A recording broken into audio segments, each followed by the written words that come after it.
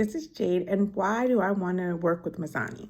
I want to work with Mizani because I want to teach young girls to love their hair, love their textures, love everything about them. It all starts with their hair, because when a little girl looks at herself in the mirror, she's going to say, I want to look like that, or I want hair like that. That little girl was me at one point because my mom has a different texture of hair than me. I had to grow up knowing to love my hair, absorbing that, and I drive to teach other people, little girls, people, that their hair is beautiful, no matter texture, type, whatever it is. I'm going to show you how your hair is beautiful, and I'm going to make you fall in love with your hair. I traveled around the world, and no one wanted texture. No, everyone thought of a little curl to be a kink. Notice that no one wants textured hair. Well, textured hair is beautiful. Textured hair is here to stay, and we have to just show young girls how to hydrate their hair, use the right products, so that we can go on and show them how beautiful they are.